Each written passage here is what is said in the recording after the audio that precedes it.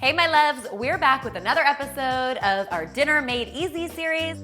I have been loving this series so far because, as you guys know, I am totally committed to making your lives in the kitchen easier, and that's what this series is all about. Today's recipes are all really delicious, really nutritious, healthy chicken recipes. So if you're a big fan of chicken, this is the video for you. We're gonna kick things off today with my amazing pineapple baked chicken. This is a great combination of flavors. It's got a ton of wonderful sweetness plus some tanginess, and it's really easy to throw together. For this recipe, I'm actually using boneless, skinless chicken thighs. They're a little less expensive than traditional boneless, skinless chicken breasts, so I think they are a great option for weeknight cooking, but you can go ahead and really use whatever cut you like. I've simply cut them into strips, and I'm going to mix them up with some other delicious ingredients. So I've got some nice big pineapple chunks I'm gonna stir in. I've also got some red bell pepper and some red onion. As you'll see, all of my pieces are really uniformly sized. That always helps with the cooking process to make sure everything cooks really evenly. Next, I'm gonna stir in some garlic powder. I've got some smoked paprika and some red chili flakes for just the slightest bit of heat. I'm going to season this up with some salt and some pepper, and then add the zest and juice of one lime. A little lime zest can go a long way to making a recipe really, really delicious.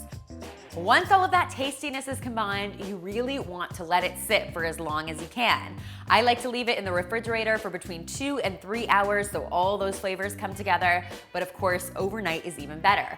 When you're ready to cook it, you simply pour it into a baking dish and then bake it at 400 degrees for between 30 and 40 minutes or until your chicken is completely cooked through. And there you have it, dinner is served. I like to finish it off with some freshly chopped cilantro, and it is ready to be enjoyed. You can eat it with some rice if you want to, or some quinoa, or if you want to get real fancy, get a tortilla wrap, pile it on with a little bit of fresh crunchy lettuce and a drizzle of barbecue sauce, and you have one tasty wrap. All right, moving on to our next recipe, I'm going to show you some really tasty, healthy chicken fingers with an easy honey mustard dipping sauce. Now, these chicken fingers are healthier because they're actually coated in quinoa instead of traditional breadcrumbs. For this recipe, I am actually using some chicken breasts that I've just cut into slices, but if you wanted to spring for those chicken tenders that you can buy at your butcher, those will work just as well. To get started, I'm going to create what is called a dredging station. This is how I'm going to be breading my chicken. It all starts with some flour. I'm going to season my flour really simply with some Cajun seasoning, but you have so many options for seasonings here. You could use some Greek seasoning, some Italian seasoning, or even some plain chili powder would work. I'm going to season this up with some salt and some pepper. And once that's all stirred in, I'm going to beat some eggs.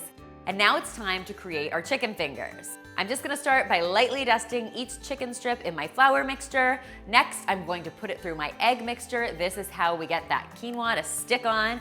Finally, I am going to roll it in my cooked quinoa. It's really incredible what happens to the quinoa when these guys bake. Basically, it gets nice and crunchy and crispy and golden. And honestly, I think it's even better than breadcrumbs. Once you've got all of your chicken strips breaded, you're going to pop them in the oven at 400 degrees for between 20 and 30 minutes. You'll definitely want to flip them once during the cooking process to make sure that they cook evenly. In the meantime, I'm gonna get started on mixing up a really simple but really delicious honey mustard dipping sauce. The base for this sauce is actually some plain Greek yogurt, which is really handy. I always have some in my fridge. To that, I'm going to add a whole lot of honey and some grainy Dijon mustard.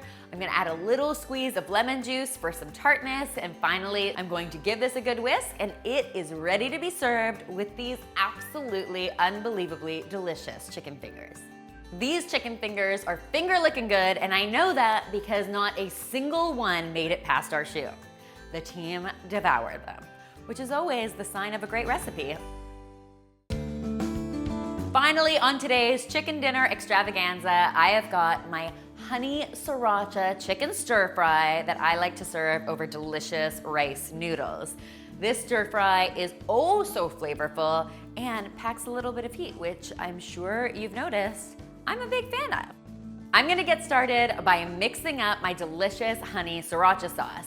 It's really as simple as whisking together some chicken broth, some soy sauce, a little honey, a splash of sesame oil, some minced garlic, some tasty sriracha, and a tablespoon of cornstarch. The cornstarch is just there to help thicken the sauce up as it cooks. I'm gonna whisk all of that yumminess together and then set it aside while I get started on cooking up my chicken. So I've got a nice big skillet heating up over medium-high heat on the stove. I'm just going to add a good glug of oil to the pan to make sure nothing sticks. Next, I'm going to add some boneless, skinless chicken breasts that I've just cut into cubes, and I'm going to cook those, seasoning them up with salt and pepper for 4 or 5 minutes or until they're no longer pink. To my pan, I'm going to add some green bell pepper, some red bell pepper, I've got some beautiful red cabbage that I've finely chopped, and I've got some julienne carrots. I'm gonna cook all of this deliciousness for 3 or 4 minutes or until everything becomes bright and vibrant and has softened up a little, and then I'm going to top it all off with my sauce.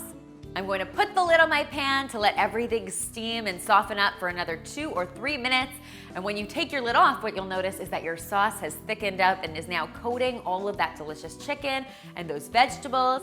I'm going to pour all of this yumminess over my rice noodles, and this is ready to be enjoyed. I finish it off with some green onion and some black sesame seeds because I think they're really pretty. And there you have it, stir fry is served. I really hope you guys will give these 3 delicious recipes a try, and if you do, be sure to tweet me, Instagram me, or Snapchat me a photo because of course I love seeing your kitchen creations.